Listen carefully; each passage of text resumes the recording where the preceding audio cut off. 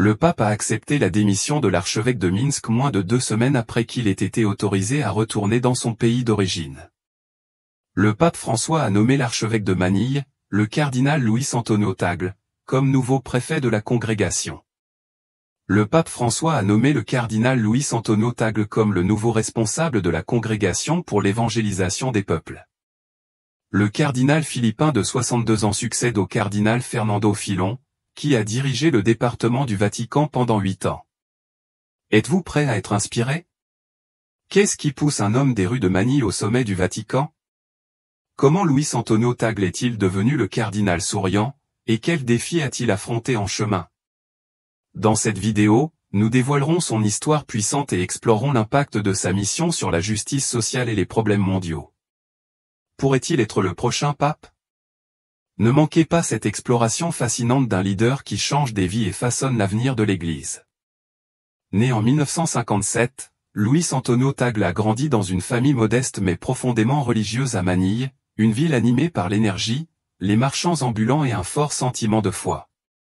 Dès son jeune âge, il était entouré des enseignements de l'Église catholique, non seulement à travers l'école mais aussi à travers la vie quotidienne dans une communauté soudée. Tagle faisait souvent du bénévolat dans sa paroisse locale, aidant dans les programmes communautaires et l'éducation religieuse, ce qui a posé les bases de son avenir en tant que prêtre. En tant qu'adolescent, Tagle se distinguait non seulement par son brillant intellect mais aussi par sa gentillesse et son empathie. Le plus haut dignitaire de l'Église catholique, le cardinal Luis Antonio Tagle, l'Église aide-t-elle ou freine-t-elle le développement aux Philippines? Il excellait dans ses études, obtenant des diplômes en philosophie et en théologie de l'université Ateneo de Manille. Cependant, c'est son désir de servir les autres qui le rendait véritablement unique. Même pendant ses années universitaires, Tagle envisageait une église capable de combler le fossé entre les enseignements traditionnels et le monde moderne. Il ressentait un profond appel à se connecter avec les gens à un niveau personnel, leur offrant espoir et guidance dans leur lutte quotidienne. Après avoir terminé ses études, Tagle se rend à Rome pour obtenir un doctorat en théologie sacrée. Pendant cette période, il a commencé à réfléchir à la manière dont l'Église pourrait mieux répondre aux besoins de ses fidèles. Tagle n'était pas satisfait de simplement maintenir les anciennes traditions, il souhaitait voir l'Église évoluer, en abordant les défis modernes tout en restant fidèle à sa mission fondamentale de foi et de service. Le travail académique de Luis Antonio Tagle s'est concentré sur des moyens pour les dirigeants de l'Église de mieux collaborer et rendre la mission de l'Église plus pratique et significative pour ses gens. Cela a marqué le début de son ascension au sein de l'Église catholique. Il est devenu prêtre officiellement en 1982, mais dès le début, Tagle considérait son rôle comme plus que simplement accomplir des cérémonies religieuses. Il croyait que la mission d'un prêtre était de servir les autres, d'écouter leur lutte et de marcher à leur côté à travers les défis de la vie. Sa chaleur, sa capacité à se connecter avec les gens et sa volonté d'écouter lui ont valu le surnom affectueux de prêtre souriant. Ce surnom reflétait la joie et l'humilité qu'il apportait à son ministère. En 2011, le leadership remarquable de Tagle attira l'attention du Vatican, ce qui conduisit à sa nomination comme archevêque de Manille, l'un des diocèses les plus importants d'Asie. Malgré la grande responsabilité de superviser les soins spirituels de millions de personnes, Tagle conserva son humilité et son engagement envers le service. Dans sa première homélie en tant qu'archevêque, il déclara « La mission n'est pas la mienne, elle est celle du Christ ». Cette déclaration fixa le ton de son leadership, mettant l'accent sur le service plutôt que l'autorité. Sous sa direction, l'Église de Manille est devenue un phare d'espoir, connu pour son soutien aux pauvres, sa défense de la justice sociale et son aide en période de crise. Le leadership de Tagle à Manille a ouvert la voie à son influence croissante sur la scène mondiale. Le pape François a nommé l'archevêque de Manille, le cardinal Luis Antonio Tagle, à un poste de haut niveau au Vatican, une démarche qui pourrait aussi renforcer ses chances de devenir le pape lui-même à l'avenir. Sa vision d'une église enracinée dans la tradition mais ouverte aux défis modernes a été largement reconnue. Dès 2012, son impact sur l'Église catholique mondiale avait solidifié son rôle de figure clé dans la définition de son avenir. Lorsque le pape Benoît XVI a nommé Luis Antonio Tagle cardinal, son influence au sein de l'Église catholique mondiale a considérablement augmenté. À seulement 55 ans, Tagle est devenu l'un des cardinaux les plus jeunes de l'époque, mettant en lumière la reconnaissance par le Vatican de sa capacité à diriger dans des contextes à la fois modernes et traditionnels. Cette nomination a marqué un tournant, le propulsant sur la scène mondiale et faisant de lui l'une des voix les plus influentes du catholicisme. En tant que cardinal, l'impact de Tagle s'est étendu bien au-delà de Manille ou des Philippines, il est devenu un leader mondial, participant au Grand Concile du Vatican où des décisions cruciales concernant l'avenir de l'Église étaient prises. Ses perspectives sur la famille, l'évangélisation et la justice sociale ont profondément résonné auprès des catholiques du monde entier, lui valant des éloges pour sa compassion et son approche progressiste. Tagle est devenu une figure clé pour aborder les défis modernes tels que la pauvreté et la migration, plaidant pour des applications concrètes des enseignements de l'Église dans le monde d'aujourd'hui. Ce qui distingue véritablement Tagle, c'est sa capacité extraordinaire à se connecter avec les gens. Il n'était pas seulement un leader spirituel ou intellectuel, il avait une manière unique de faire en sorte que les autres se sentent vus et valorisés. Que ce soit en s'adressant à des milliers de personnes lors de conférences internationales ou en ayant des conversations en tête-à-tête avec des paroissiens, la chaleur et l'accessibilité de Tagle le rendaient accessible à tous. Il croyait que la mission de l'Église devait être centrée sur la construction de relations plutôt que sur l'application de règles, en mettant l'accent sur l'inclusion et la compassion. Tagle a également défendu la justice sociale, en particulier pour les pauvres et les marginalisés. Son leadership pendant le typhon Haiyan en 2013 a été un exemple puissant de son engagement. À la suite de l'une des catastrophes naturelles les plus dévastatrices de l'histoire récente, Tagle a fourni non seulement des conseils spirituels mais aussi coordonné les efforts de secours, mobilisé un soutien international et offert du réconfort aux survivants. Ces actions ont montré la capacité de l'Église à répondre aux crises avec à la fois une aide pratique et des soins spirituels, incarnant les valeurs de miséricorde et de compassion. Luis Antonio Tagle est un ardent défenseur de la justice sociale, œuvrant bien au-delà des Philippines. Son implication dans des organisations caritatives mondiales a été un élément clé des efforts du Vatican pour aborder des problèmes tels que la pauvreté, le changement climatique et les droits de l'homme. La profonde compréhension de Tagle des luttes auxquelles sont confrontées les communautés catholiques dans le monde entier a façonné son leadership, alliant foi et solutions pratiques pour créer un impact durable qui dépasse les rôles traditionnels de l'Église. En tant que leader mondial, Tagle a lancé des programmes pour répondre aux besoins uniques des différentes régions. En Afrique subsaharienne, où la pauvreté est omniprésente, il a promu des partenariats pour financer des écoles et des formations professionnelles, offrant des moyens durables d'améliorer les vies tout en soutenant la croissance spirituelle. En Birmanie, un pays déchiré par des conflits politiques et ethniques, il a encouragé la paix à travers le dialogue interreligieux, favorisant la réconciliation entre les communautés catholiques et bouddhistes. Ces efforts montrent sa conviction que l'Église est une force d'unité et de guérison. Tagle met également l'accent sur la connexion avec les gens à travers l'humanité partagée. Il plaide pour l'inculturation, encourageant l'Église à s'adapter aux cultures locales. En Afrique et en Asie, il a soutenu l'intégration de la musique, de l'art et de la langue indigène dans le culte, permettant aux communautés d'exprimer leur foi de manière culturellement significative. Pendant la crise mondiale de la migration, Tagle s'est distingué comme un défenseur compatissant. En tant que président de Carita Internationali, il a dirigé la campagne Chères Journées pour sensibiliser aux luttes des migrants et des réfugiés. En visitant des camps de réfugiés, il a écouté des histoires personnelles et offert du réconfort, faisant de lui une voix puissante pour les déplacés. Le leadership de Tagle se concentre sur les causes profondes des problèmes mondiaux tels que l'inégalité et le changement climatique. Ils ont atteint ce camp après avoir passé des jours et des nuits à naviguer sur de petites embarcations et des radeaux pour atteindre une île. Il a inspiré l'action au sein de l'Église et collaboré avec des organisations laïques pour relever ces défis. Son approche équilibre guidance spirituelle et solutions pratiques, montrant que l'Église peut faire une différence significative tant dans les affaires spirituelles que mondaines. Sa simplicité et sa connexion personnelle définissent son leadership.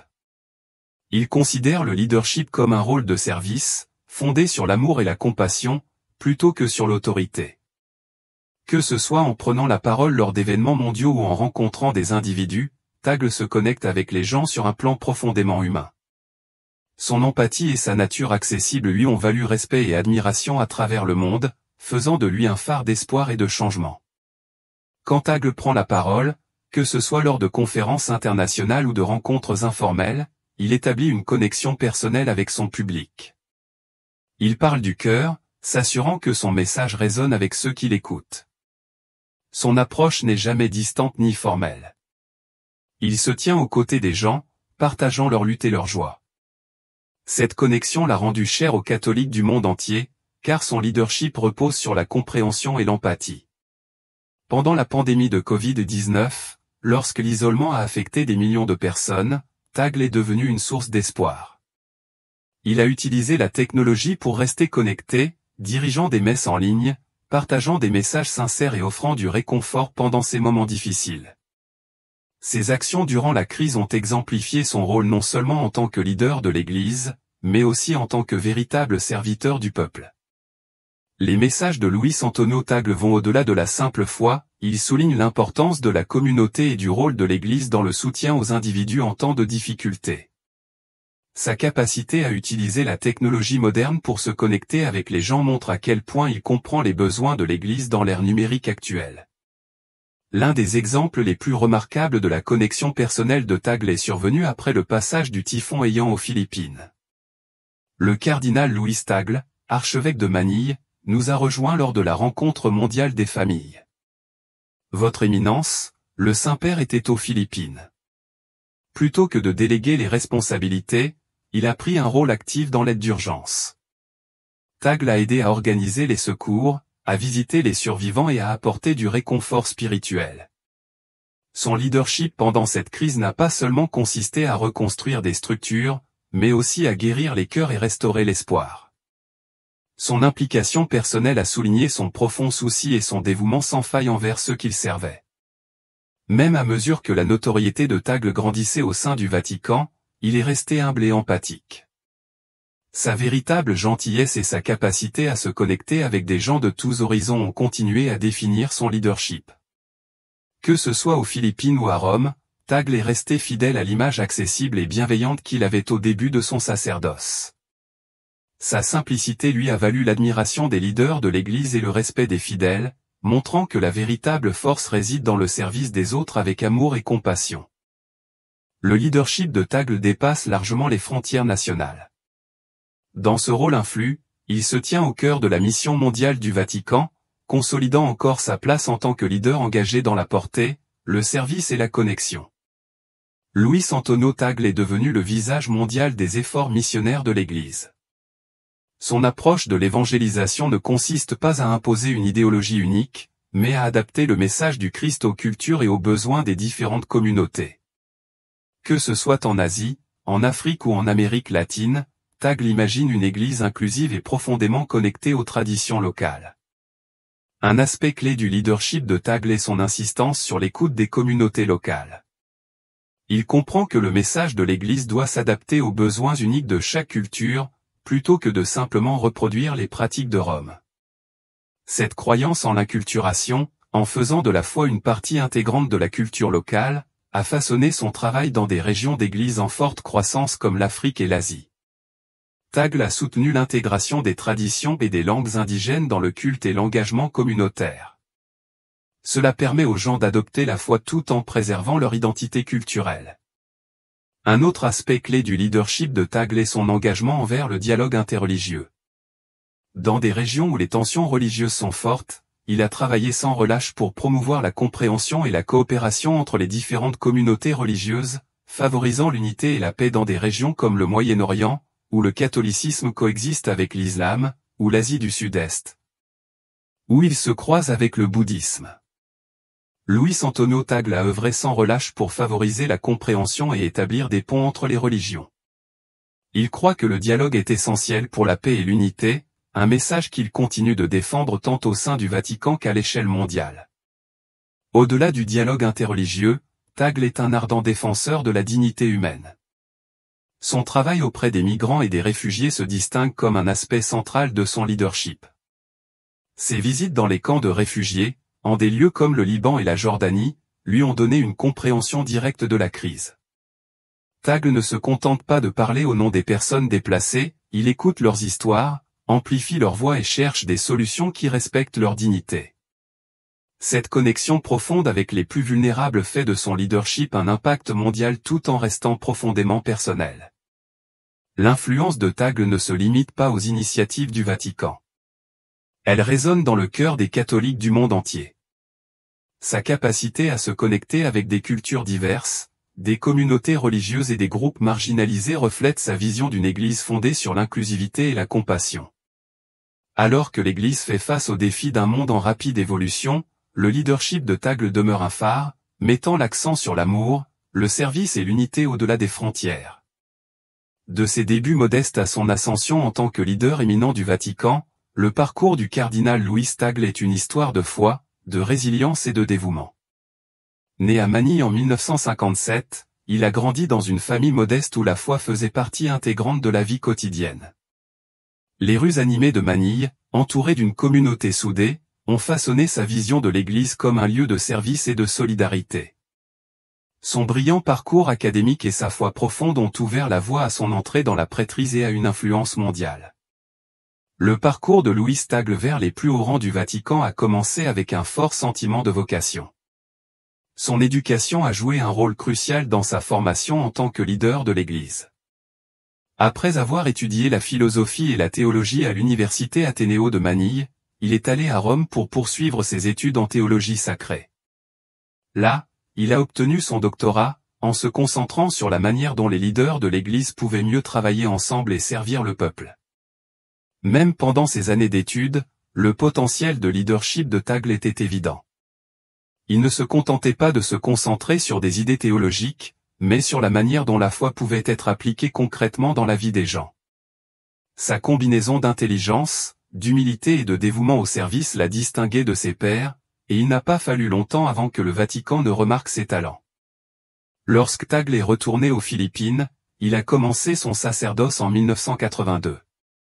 Son engagement envers les gens a été immédiat, car il ne se limitait pas à l'autel. Il s'est profondément impliqué dans les communautés qu'il servait, écoutant leur lutte et leur joie. Son approche du ministère n'était pas centrée sur la hiérarchie ou le pouvoir, mais sur la construction de relations. Il était connu pour sa chaleur, son sourire constant, et sa capacité à se connecter avec des gens de tous horizons, ce qui le rendait très apprécié de ses paroissiens. Son leadership s'est rapidement développé, et sa réputation de « prêtre souriant » reflétait son dévouement à servir les autres et à vivre sa foi de manière authentique. En 2011, lorsque Tagle a été nommé archevêque de Manille, cela a marqué un tournant majeur dans sa carrière. Diriger l'un des diocèses les plus influents d'Asie était une grande responsabilité, mais il l'a embrassé avec grâce. Sa première homélie en tant qu'archevêque. En tant qu'archevêque, Tagle a donné le ton de son leadership, soulignant que sa mission n'était pas de rechercher la gloire personnelle, mais de servir le Christ. Son leadership se caractérisait par une profonde empathie envers les pauvres, les marginalisés et ceux dans le besoin. Lors de crises comme le typhon Haiyan, Tagle a été en première ligne, apportant un soutien tant spirituel que pratique aux personnes affectées. Son leadership compatissant et visionnaire lui a valu le respect non seulement aux Philippines, mais dans le monde entier. Lorsque Tagle a été fait cardinal en 2012, sa réputation de leader humble et compatissant s'était déjà étendue bien au-delà de Manille. Son élévation au collège des cardinaux marquait le début d'un nouveau chapitre dans son parcours, un chapitre qui le verrait devenir l'une des voix les plus influentes de l'Église catholique. Le parcours de Tagle est un exemple puissant de foi, de service et de leadership fondé sur l'humilité. Alors que l'Église catholique fait face aux défis du monde moderne, beaucoup commencent à se demander si le cardinal Luis Antonio Tagle pourrait être le prochain pape. Son style de leadership, basé sur la compassion et le service, correspond étroitement aux valeurs que le pape François a promues pendant son pontificat.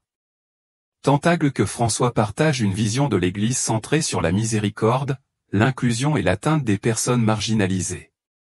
Leur insistance sur l'humilité et leur opposition au cléricalisme fait d'eux des alliés naturels, et beaucoup estiment que Tagle pourrait porter l'héritage du pape François dans l'avenir. Tagle a joué un rôle clé dans l'élaboration de la réponse de l'Église à certaines des questions modernes les plus controversées. Lors du synode des évêques sur la famille en 2014 et 2015, il a plaidé pour la compassion et le soutien sur des sujets comme le divorce, le remariage et l'inclusion des personnes LGBTQ, ce qui a contribué à changer l'approche de l'Église sur ces sujets. Son leadership lors du synode a montré sa capacité à naviguer dans des discussions difficiles et à rassembler les gens, même lorsque les opinions étaient divisées. Cette compétence a équilibré la tradition avec une vision progressiste et l'une des raisons pour lesquelles beaucoup pensent que Tagle pourrait être le successeur idéal du pape François. En plus de son travail sur les questions sociales, Tagle a également été un ardent défenseur de la justice environnementale. Il a soutenu l'encyclique Laudato Si du pape François, qui appelle à une action mondiale contre le changement climatique et à la préservation de la Terre. Aux Philippines, Tagle a soutenu des efforts pour résoudre des problèmes comme la déforestation, la surpêche et les effets des catastrophes liées au climat. Tagle a travaillé d'arrache-pied pour faire de la protection de l'environnement une partie centrale de la mission de l'Église, appelant à des actions concrètes pour protéger la création de Dieu.